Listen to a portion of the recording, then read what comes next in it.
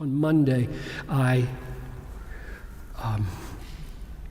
received a text that one of the longtime members of the church, younger than I am, a good bit younger than I am, probably about the age of most of your parents, I would guess, is in the hospital with stage 4 cancer and may not have long to live.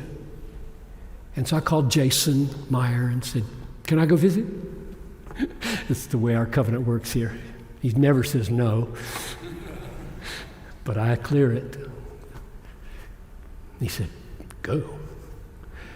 And I drove down to Abbott here, parked on Chicago, where I always park for 38 years. I know secret parking places. And I walked in, opened oncology, room 3968. And when the nurses came out, I walked in. She smiled real big.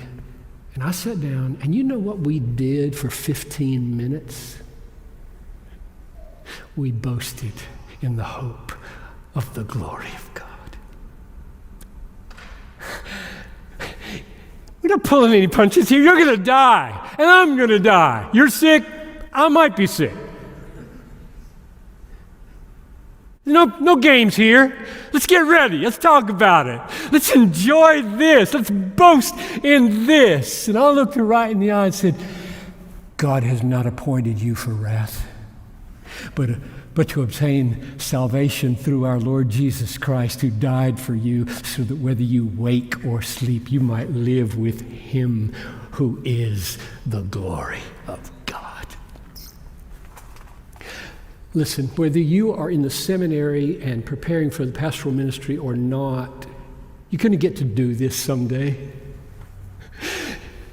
Don't run away from it. Bring it on. Nothing is more sweet, precious, deep, awesome than to stand beside a person who in a matter of weeks will be in the presence of Jesus and exult together in the hope of the glory of God. You're not called to periodic joy. You're called to perpetual joy, sorrowful yet always rejoicing. And I'm arguing that the key to that is hope. The key to steady state joy in and through cancer, in and through the flooding of your house in North Carolina, and in and through every manner of suffering is hope in the glory of God. Blessed are you when others revile you and persecute you and utter all kinds of evil against you falsely on my account. Rejoice and be glad. And then what does he say? For great is your reward in heaven. That's the only way. That's the only way. You have to be heavenly minded. You have to love the glory of God coming to you in a matter of weeks or years. More than you love everything in this world. More than you love making A's on tests or getting married or being healthy.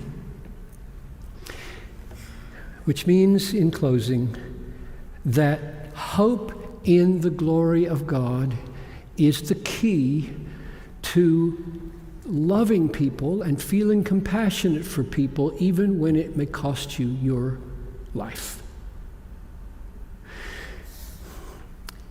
Hebrews 10:34, you had compassion on those in prison. Where'd that come from? You had compassion on those in prison, and you joyfully accepted the plundering of your property. You didn't just endure the plundering of your property, you joyfully accepted the plundering of your property because you've been identified with those rascal Christians who are in prison. How did you do that? How did you do that? How do you get joy while they are burning your house down? Since you knew that you yourselves had a better possession and an abiding one. Infinitely better, infinitely lasting, the all-satisfying glory of God.